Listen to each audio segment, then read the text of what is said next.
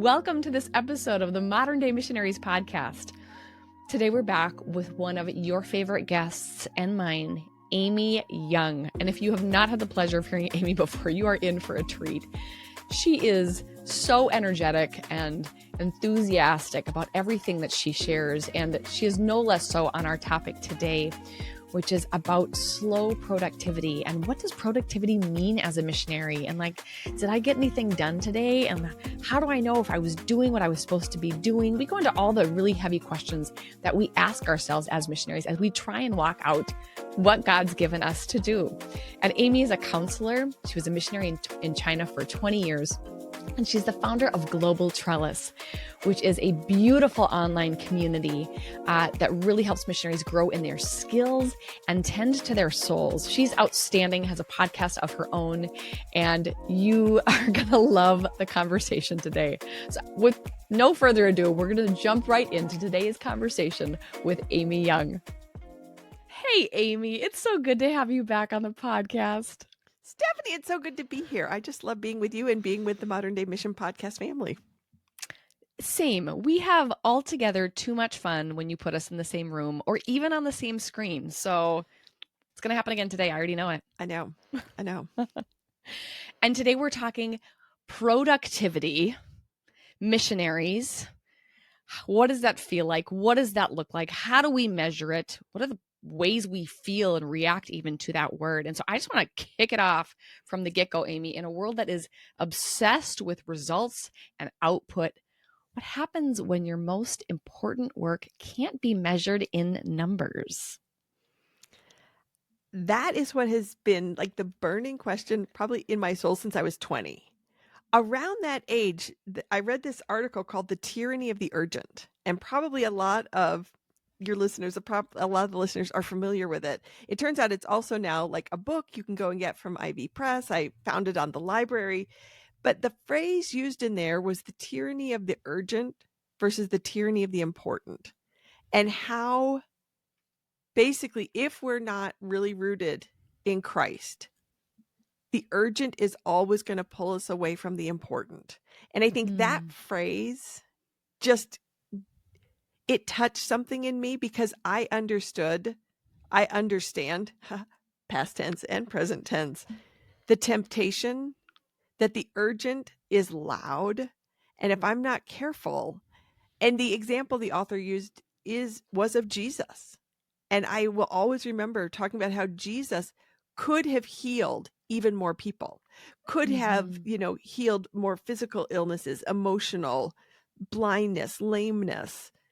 There were relationships to be healed. Like there wasn't a lack of work, but he knew what was important to do what the Father had asked him to do. And so but I also think productivity isn't bad. God was productive. You look at what God made, and he's like right away, one of the first titles given to him is creator, the creative and the making. And so just that tension, that productivity is not bad, but like everything else, it can be twisted and broken, and we can get sucked into the urgent that's not actually important. That's so well said. And I really love your distinction between urgent and important. It makes me think of Stephen Covey and his 4 quadrants, where he talks about the urgent and important. And just that driving taskmaster nature of the urgent. And there are genuinely things in life that are urgent. The ER of life, you find urgent and important, where it's like someone just broke their leg. Like you got to do something when there's an actual emergency. But when we treat all of life as if it's an emergency, my gosh, how absolutely and utterly draining. And then we miss out on the hidden important things in life. We see the obvious ones that are mixed with urgency, but the important things, like you mentioned Jesus, like when he would get away and have those quiet times, what was more important than spending time with God? And it was sometimes even saying no to the urgent. The thing I've always said to Danny, when we would get in kind of our frenetic pace when we were in Peru, and still you feel that creeping up every once in a while, you and I like to do things. I would always say, even a surgeon has to put down his scalpel or he's going to kill someone. That's kind of our our phrase we always come back to. So it is such a good distinction. So I love, even for our listeners, as they're hearing what you have to say, just thinking about, okay, what in life is urgent and what in life is important and what is maybe both. So that's really Right. good. And I want to ask you, Amy, like, what kind of first stirred your desire to even talk about this idea of productivity? You used a phrase when you mentioned it to me the other day. The making of the cake was the phrase you said. So what got me thinking about this, as you know, and I'm going to hold it up for the viewers, but those of you who are just listening, Slow Productivity, this book by Cal Newport on slow productivity, the lost art of accomplishment without burnout. It's so good. And really, as I read this, so in the cover, the open cover flap, he says, our current definition of productivity is broken. It pushes us to treat busyness as proxy for useful effort. And it was that whole idea of, how often do people say, like, I'm so busy, I'm so busy. Mm-hmm. And I think deep in our souls, we know that not everything we're doing is actually productive, but we don't know how to stop being busy, because then does that mean we're not productive? And so this whole idea, also in the cover, he said, is our choice between hustle culture or rejecting ambition altogether? And in my notes, I wrote, that's a false choice. And even when I read that, I was like, oh my gosh, the accuser of our soul, if our choice is I've got to hustle, hustle, hustle, or have no ambition. I am a person of a lot of ambition, and I know you are too, Stephanie, and I know our listeners are too. Stay-at-home moms, dads, men, women, like, this is not gender specific. I don't even think it's stage of life specific. I think there's something that stirs in all of us, again, made in the image of God, to be productive, to be contributing, to be a part of something. Like, to be productive means we are communal, like the triune God works together.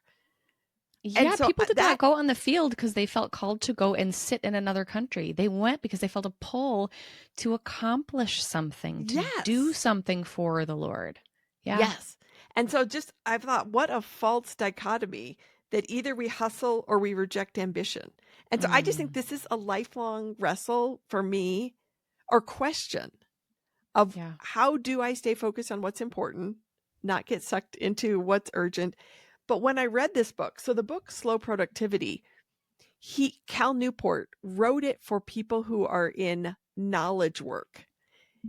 So he's like, this isn't a book necessarily for everyone, but because if you are doing something with your hands, you're a carpenter, you can see, I made the table, I fulfilled that order, and I shipped it. But for a lot of us in ministry, it is more knowledge work. It's not where there's a clear output.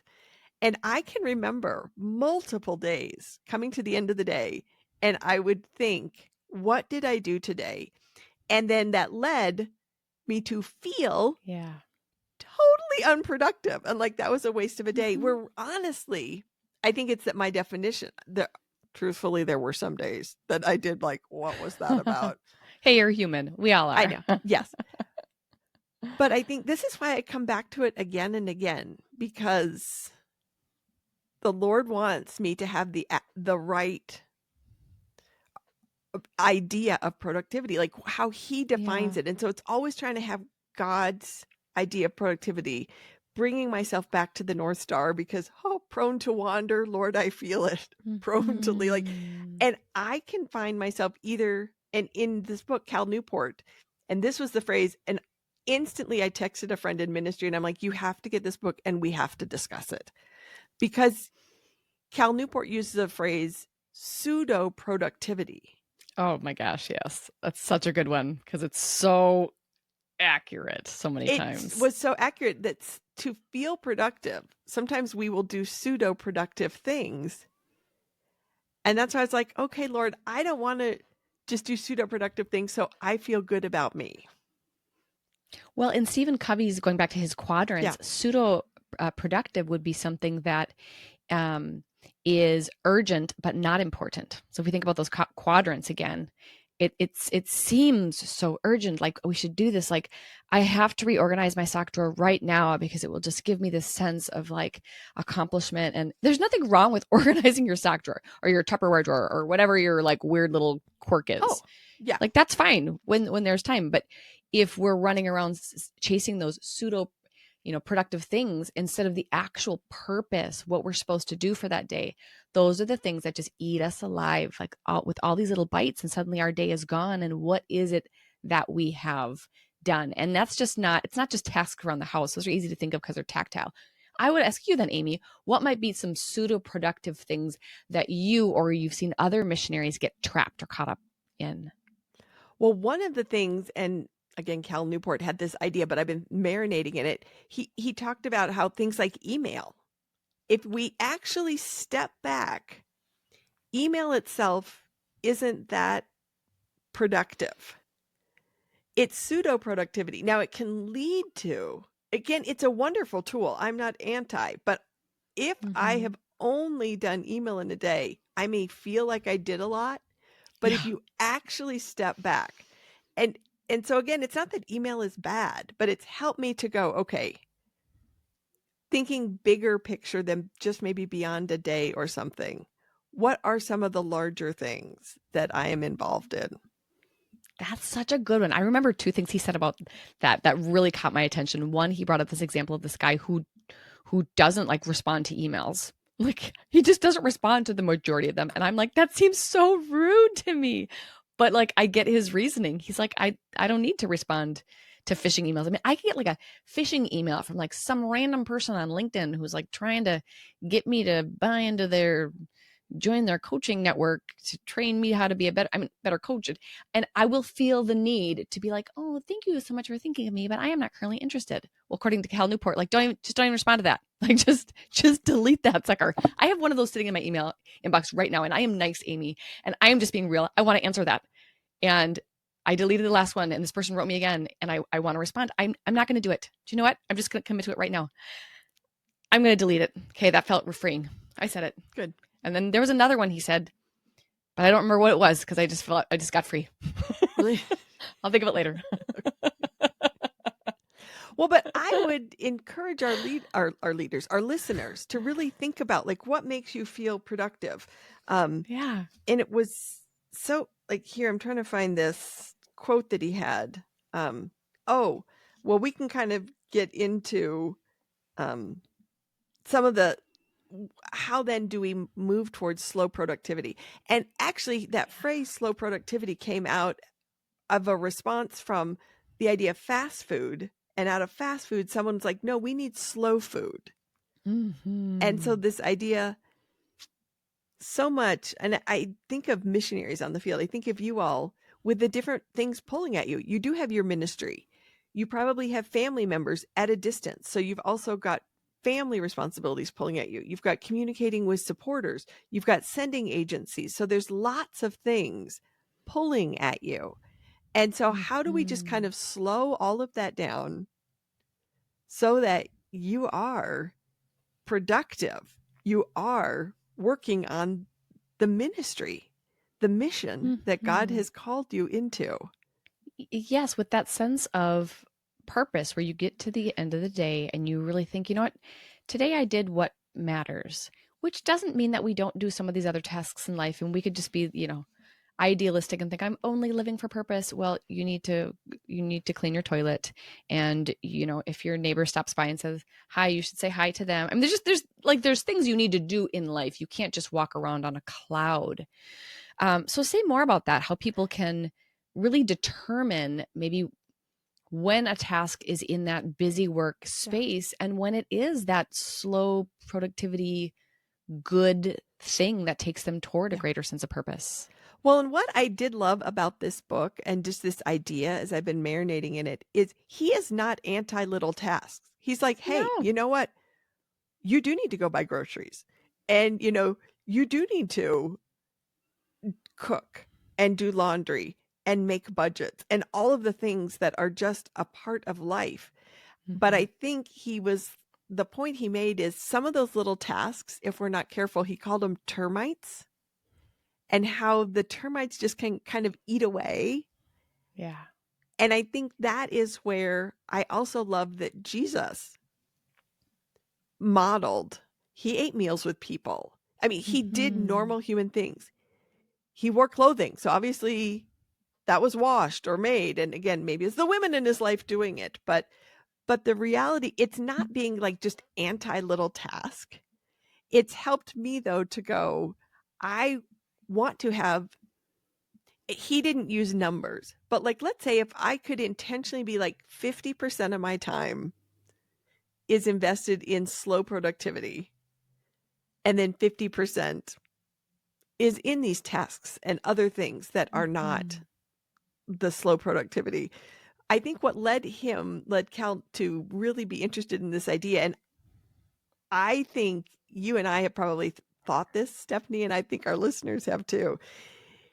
He heard this story of this writer who laid on a picnic bench looking up at the trees and the birds and and and and Cal was basically like, "Oh, wouldn't it be nice to have a job like that where you didn't have to worry about being productive?" So if you look at someone else and you're like, "Oh, wouldn't their job be nice?" The thing is, when Cal was able to step back, he was like, "You know what? Actually, that author is productive."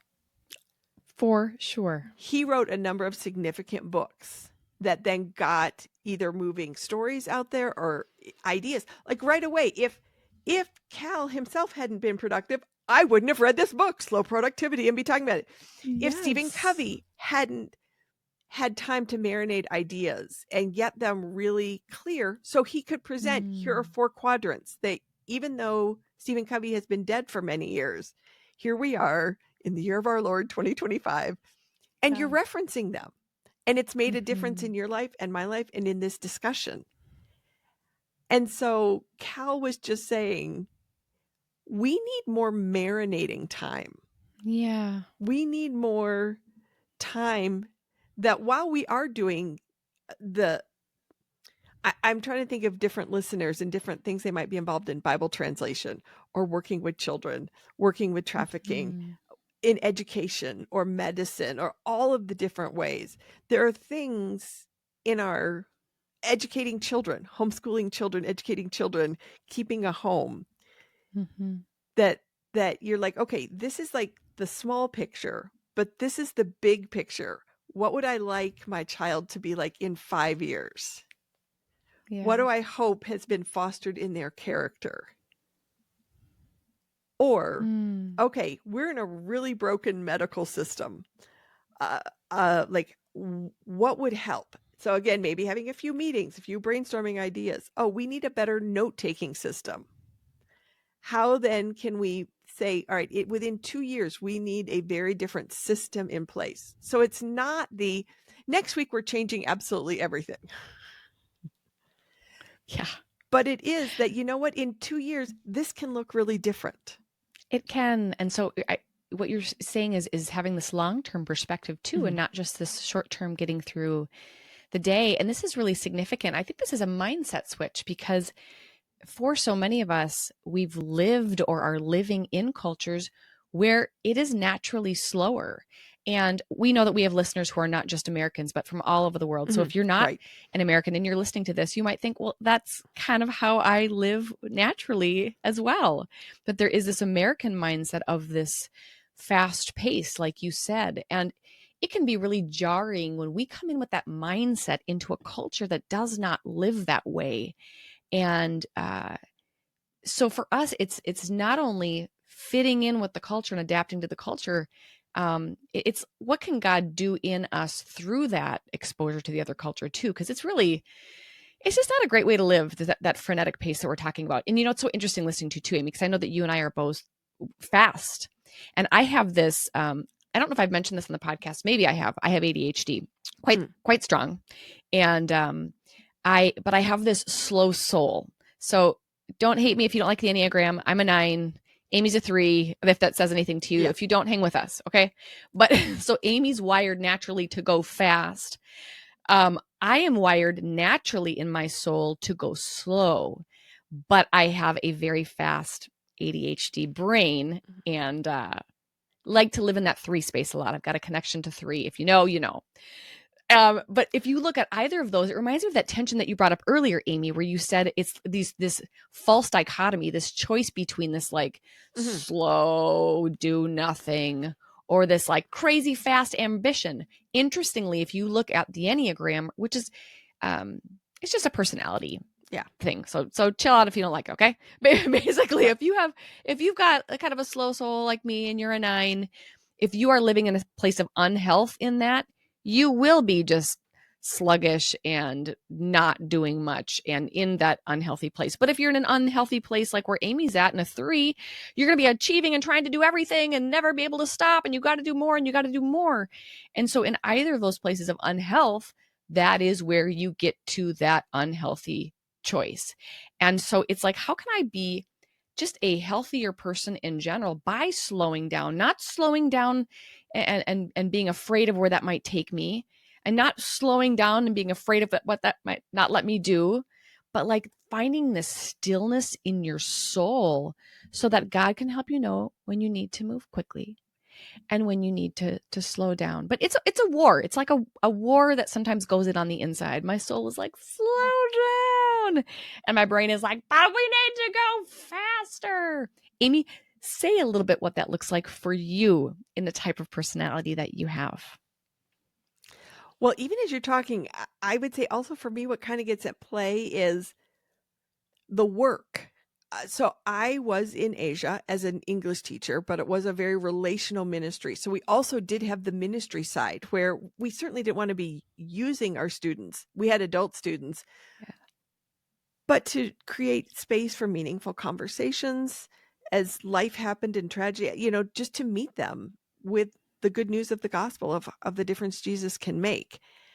And I would find like I could be real satisfied in quote unquote my job as a teacher because I could measure the productivity of that. I did have more control over good lesson plans and, you know, creating good exams, getting my grades in on time. And part of it even slipped back a little bit to what you said earlier, Stephanie, about like the mindset. I came in with the mindset that because God had called me and all of the missionary biographies I had read, their ministries were off the chart. So I thought there were going to be loads of people coming to the Lord. You know, I thought we were going to be doing, and that it was just not the case. And so but it's that tension of also, this is where it isn't a vending machine, certain things, like things in ministry. And so really having to let the Lord define, was I productive? I mean, this is a question. And linking productivity to faithfulness and going, okay, in a day, if someone stopped by and I was able to, did I have space to have conversation?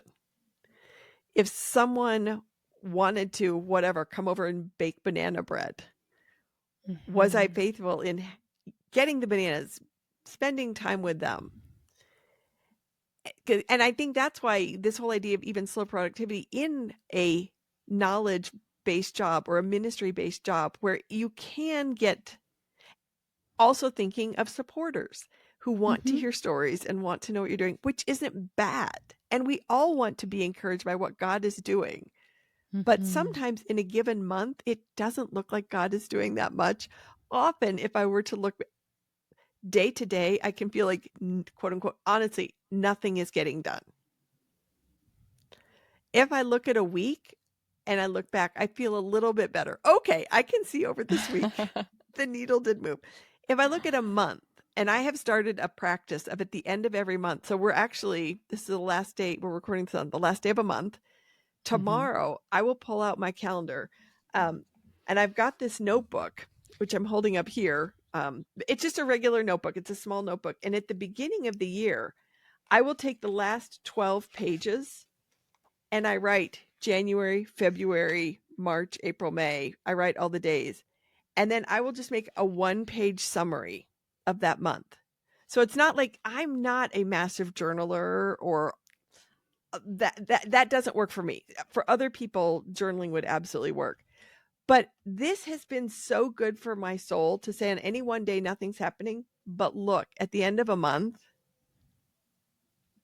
this project did move forward, or that project, or something we'd been working on, like Yeah. a ministry event. Oh, it did happen. And look at what happened in that ministry event. Or relationally. So the left-hand Mm. column is more work, and the right-hand column for me is relational stuff. So just to be like, because I do want to be an integrated person where relationships, Mhm. people who matter to me, are also represented in how I'm investing my time. And Mm. projects that I'm working on are moving forward. So when we were talking about this, as I said, I'm not just curious about the final cake that's made, but I'm also drawn to the making of the cake. And what Mhm. does that look like when the cake is not yet made? So you can feel like I haven't been productive. Yeah. So that's many words to say, Oh, many good words. many good words. I like them. Okay, so if we were to again just kind of continue to shift our mindset on this, so if we stop asking the question, what did I accomplish today or what did I accomplish this week? What might be some better questions we could ask instead? Last about a year ago at this time, my mom had a real serious break in her leg, and instantly, and so I'm thinking of also for those of you where suddenly there is a huge crisis event that really changes what your daily life looks like. And I have to say, there was a lot of sitting around, a lot of spending time in hospitals, in rehab, in all of these things. Mm. And I would come to the end of a day and I would feel like, oh my goodness, I didn't get my work done. I didn't understanding also the Lord knew what was going to come. Yeah. And I was actually exactly where I was. And I realized if I kept asking myself, what did you do today? I was asking the wrong question. And Mm. thankfully, God was like, what's a better question in this season right now? And the question that really helped me in that season was I consistent with my values today? And that's where I was like, okay, one of my values is when a person I love is in crisis that I show up. So I'm like, okay, massive points there, Amy. You get all the points. Ding, ding, ding, ding, ding. Yes. Was I patient when I felt like a doctor wasn't answering the question and I had to keep asking it? Yes. Okay. So that I think asking better questions than just what did I do? Was I consistent with my values today? That has really been helpful for me when I do realize I'm drawn to even the idea of pseudo productivity is something that is visible. And sometimes we're involved with invisible things. That's the truth. It's just right. It is just the truth. On any one day, it looked like my mom was making no progress and we were going to be sort of stuck in this limbo phase. So again, thinking of parents with young kids, thinking of parents with special need kids, thinking of someone who is single and really wants to be married. You can be like, I am not making any progress towards this goal of my Yeah. child independently feeding themselves, or I don't want to read that book one more time to this person, or I really want to be married. And there's just certain things we don't control, quote unquote, the productivity of it, Yeah. but we can show up faithfully That's and do beautiful. our part. Yeah. I really love that question you said, Amy, Yeah. about how did I live in line with my values today? Yeah. That is such a great question. And it just causes you to look a little deeper than surface. I mean, there's the whole doing, thinking, being. And I think for those of you listeners who find yourself busy in the doing, and it's always what did I do? What did I do? What did I do? What a wonderful way to still look at something that was some doing, but living in line with your values. Really, it's a deeper question. It goes into how, not what, but how did I do what I do? A question we ask every night at dinner is, what is one thing you did to make the world a more beautiful place? Mm. And sometimes in our house, it is these really big, obvious, evident things, like yesterday, I was going for a walk in the neighborhood after lunch real quick, and it was going to be a 15-minute, power walk just to kind of wake me up and get to be outside. And the neighbor's mom passed away. And I said, how are you doing? And she goes, okay. And I thought, oh, there's something there. And she's like, my mom just died. And so we spent the majority of the walk time there. And so that was an easy, evident one. Like I got to listen. But then there are other ones. Like today, my special needs daughter is home from her day program because she's not feeling well. And so I just canceled some meetings, and it's just been sitting with her and listening to her talk about some things that are bothering her. It doesn't feel as productive. I can be like, I listened to a neighbor talk about her grief. That was solid and productive, and it was helping an adult. For some reason, it feels like more valid sometimes when we're helping adults, which is ridiculous, than when it's our own, children. Or I was going to say, But even someone not in our family. Oh, it's not a in our neighbor. family. So somehow it felt more valid than your daughter or a niece, or someone in your own family. You're exactly right. Because sometimes at dinner, when we ask the question, like, one of us will, usually Danny does the cooking at our house because he's phenomenal and I'm not. And so, like, sometimes I'll look at him and be like, I know one thing you did. I mean, you did other things too, but you made dinner and it's so good.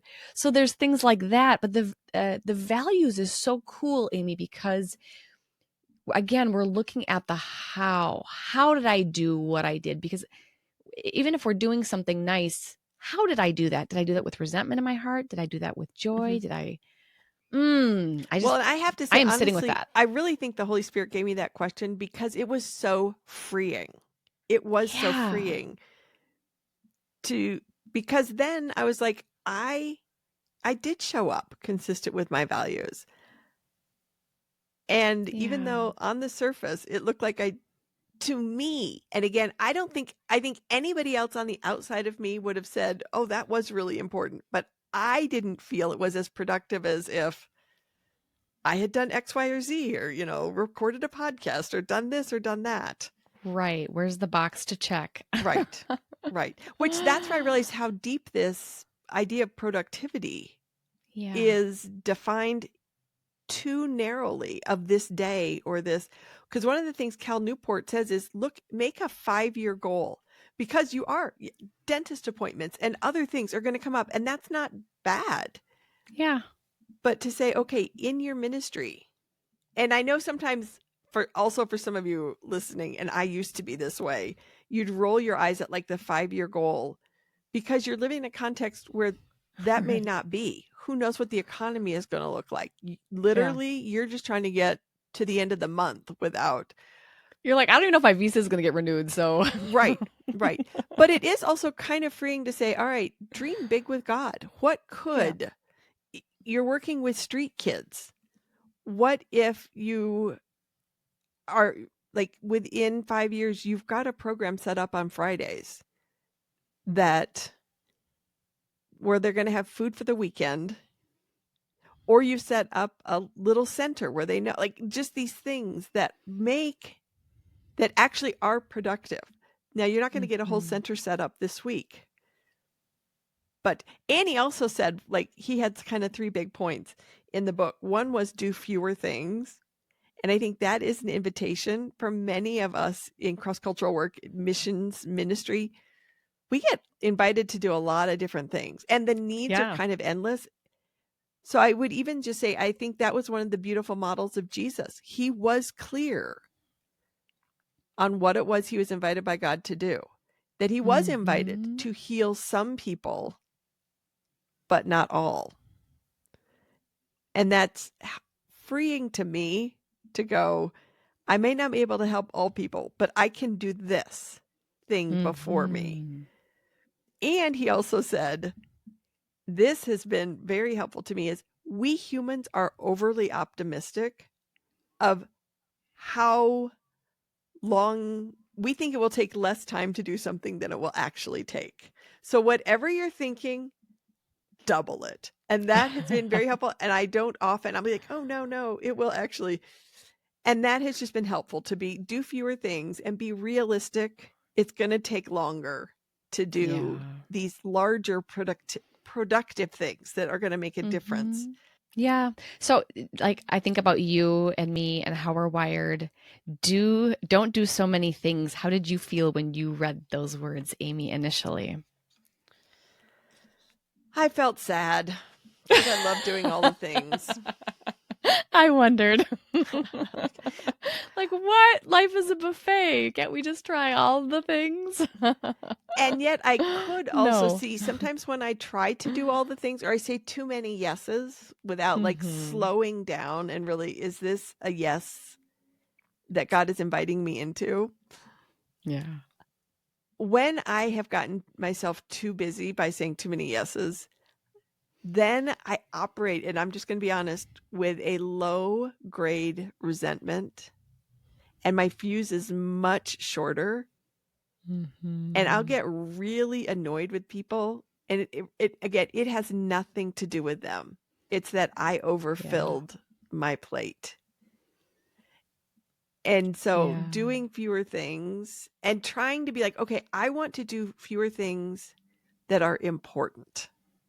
Yeah. Back to that tyranny of the urgent, anything in the immediate feels so urgent. Mm-hmm. And then sometimes halfway into it, you do realize actually, this wasn't really what God wanted me to do. Like, God did not mean for me to be running around like a crazy chicken. Mm-hmm. That's where we go back to values, which is what you Yes. brought up earlier. I think, and a clear sense of purpose, an assignment in this particular season. You know, there's your calling for life. It's in general what God's called you to do. And then there's your assignment. How has he called me to do that in this season? Mm-hmm. And then there's your values. Who am I as I do this? And Yeah. if we don't have those things clear, we can find ourselves doing things that are not in alignment with our values, that are not in alignment with our current assignment. And that's, I think, when we begin to experience that resentment that you just talked about, Mm-hmm. Amy. Like, how did I get myself into this? Well, because it sounded interesting and you were curious about it and it sounded fun and why not? And let's try it. Not that there can't be any of that in life, but when it becomes a regular part of life, it really takes away from who it is that God's called us to Yeah. be. And Amy and I recognize, those of you who are listening, that there are different personalities. And some of you, like me, Amy and I are people who do have our hands in multiple pots. There are some people who are just like, God has called me to this particular people in this particular region to do this particular thing. Or like I know people who are like, I want to be an astronaut. And they knew since they were 5 and now they're studying to be an astronaut. That's so cool. I always wanted that type of like narrow focused clarity, but that's not how God has wired me. And so I have my hands in a couple pots. Amy, I know you have your hands in a Yeah. couple pots. And it's fun, but when is it too many pots? Well, That and is the that, question. right. And I think in the book, I'd have to relook this up, but he was sort of like, if you are committed to more than, if your range is 3 to 5, that's Mm-hmm. okay. But if you look at your life and you realize I've actually committed to more, certainly more than 5, but even 3, to prioritize and let people know, okay, this is on the list, but I'm not going to get to it Mm-hmm. until May or October, or I'm going to work on these 3 projects first, which is also Yeah. just, I think, clarity as you're communicating with people and expectations is just helpful. And also just the reality, you probably can't do 5 big projects all at once really well. Mm-mm. No, we water ourselves down at that point, and then Yep. we end up getting resented, like you Yeah. said. Yeah. So, but the clearer you are on who God's made you to be and what Yes. he's called you to do in this season, I don't want to say the easier it is, but the more rapidly you can discern and decide this is this is not it. And it's also really helpful to share that Yeah. with someone else. Yeah. Have a trusted person in life who can speak the truth in love, who can look at you and say, so that's a really interesting opportunity. Tell me how that fits in with this assignment, Right. this part of the season of your life. Tell me how that fits in with your values, because Right. not all the good values that you're aware of can be your values. I might want something to be my values so much. Like I can't even think of one right now. I might want, I don't know. I don't know why I can't think of one single value. I might want this to be a value of mine, but it's only a value if it's a natural part of you. If you live it, breathe it, it's who you are. You can't take someone's value and say, well, I want that to be mine. Um, and so what are yours? How has God uniquely wired you, and how can you live into that, into what you're doing? Amy, what does faithful productivity look like for you in this season of your life? I would say really it has kind of narrowed down into 2 big buckets. And for me right now, it is things with Global Trellis. And even getting more clarity. Global Trellis now has existed for about 6 years. And kind of what we're being invited into now is even different. It feels like about a year ago, we experienced a massive deepening, like a big shift that was to a deepening. And so trying to pay attention to what does that mean for Global Trellis? And then I will also say with my family, I've got nieces that are entering young adulthood, and knowing that that can just be a challenging as you're navigating life, navigating your faith. I would love for them to stay strong in Jesus. And again, I don't control that, but I can control keeping an open relationship with them, keeping communication going. And there are things that, if they're needing prayer on something, like those are things I want to be a part of. And also, as I said, I work with an aging mom. I live with my aging mother. I am the kind of person, like I can say with Global Trellis, I have in the past said yes to too many things. And so trying to have fewer things that are in line with what it is God is inviting Global Trellis to, and going a little deeper in having deeper projects. That's what it looks like. How about for you? Well, and even before answering that, thank you for asking. Cal Newport, he really talks about that. I love that you mentioned that deeper right now. And for those of you who haven't read his book, Deep Work, which comes before Slow Productivity, oh my gosh, read it, please. It's so good. It's like life-changing stuff. But in Slow Productivity, he really talks about that. There are less and less people going deep nowadays. So he talks about how to set yourself apart. How can you be different in this new and growing age? It's deeper, because now with AI, people can do even so much more and so much more. Who are the people though who are doing the deep work, the work that you see it and you go, something's different here. I can sense it, I can feel it. And so yeah, for our listeners, what is that for you? What is the deep work God might be calling you to do? What are some of these slow productive ways he's calling you into that someone else can't do? It's uniquely you, whether it's in a relationship, whether it's creating a body of work, doing research, rescuing people in your ministry. I mean, there's so many ways that this could manifest. So only you know. But yeah, what is that for you? For me, yeah, I think I've kind of, I remember when I was going through my coaching training years back, they had us go through and come up with a vision, mission, and values statement. And it was just powerful for me, because that's something I've pulled out, I think, in years past to get a good sense for where I'm at and where I'm going. And so for me, I have got my 3 kind of areas where life is focused. It's ministry, and that's taking care of ministry leaders, which is what we do through Modern Day, through our nonprofit where we work with Spanish-speaking pastors and missionaries. It's marriage. I love my marriage. I love being married. I love my husband. Like I can't even help it. I just like him so much. It's real. And so marriage stuff, and then the marriage work that we do, the speaking. And then there is missionaries. And again, that's my modern day stuff. And so that's kind of manifested through that, and the coaching work and the spiritual direction work that I do. And then taking care of our special needs daughter. We've got one in college, and we've got one who lives here with us. And just making sure that she, a lot of people have little kids and then you grow out of that, and then you live in a different stage of life. And so it's like I have a permanent elementary aged kid just for life. And so it's not being frustrated by that and thinking I wish this season would be done. It's not like, what's the joy that's in this kind of forever season? And she's so funny. She brings so much joy into our lives. So yeah, that really, that family side. And then I feel just grateful for the different types of work that I get to do. But I have to be careful, Amy, like you, to not say yes to too many things. I remember a good friend told me years ago, when a lot of opportunities were opening up to her, and she said, get really good at saying no to things now, because, as you continue to grow, there's a good chance you'll get a lot more opportunities to say yes. And she said, the yeses get a lot harder to say no to, because they're shinier and bigger, and you better get clear on who you are now before you get to that point. And that, I never forgot that. And that was really pivotal for me in figuring it out. Have I said yes to some things that I should not? Absolutely. And God in his beautiful, sweet grace has redeemed those things. And I've learned from them. So it's a daily journey that we get to walk out. But yes, like you said, Amy, let's be people of depth. Let's be people who are different from the frenetic world around us. Let's let people look at us and go, hey, there is a wisdom there. There is a connection to the Lord that I have not seen. Because like Moses, you can tell when someone's been with God. You can tell when someone's living into their purpose. And so how can we do that?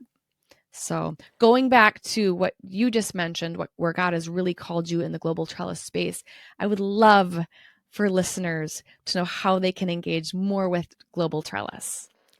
Well, a couple ways, just to go visit the website, globaltrellis.com, and see what's there. Really, our heart is for holistic growth and training. And all of us are going to be slightly more drawn, like, let's say, to the soul care side or like to the leadership side. And we are all called to be developing skills, financial skills, communication skills, conflict skills, rest skills, grief skills, and also tending our souls. We have recently started Global Trellis Insiders because we do have so many resources. It could be very expensive if someone buys everything a la carte. Also, as insiders, we have then monthly office hours where we come and talk about a topic and wrestle in community, because it is just good to have conversations that are slightly deeper, but not public, like not a public Zoom where everyone's going to hear. Mm-hmm. And at Modern Day, we are huge fans of Global Trellis, as you well know, Amy. But for all of you listeners, I hope this is the third time we've had Amy on. So you're maybe cluing into this by this point.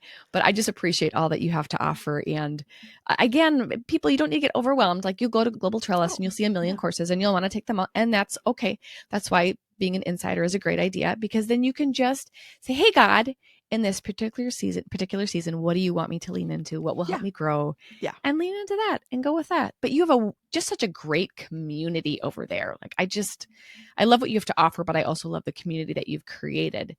And just want to say how much I value Amy. And I'm so thankful that Missionaries have you and this great resource. And also today was just every bit as much fun as I knew it would be, because you're you. Well, these are the kind of conversations that I just love to think about, because they matter. I don't want to get to the end of my life.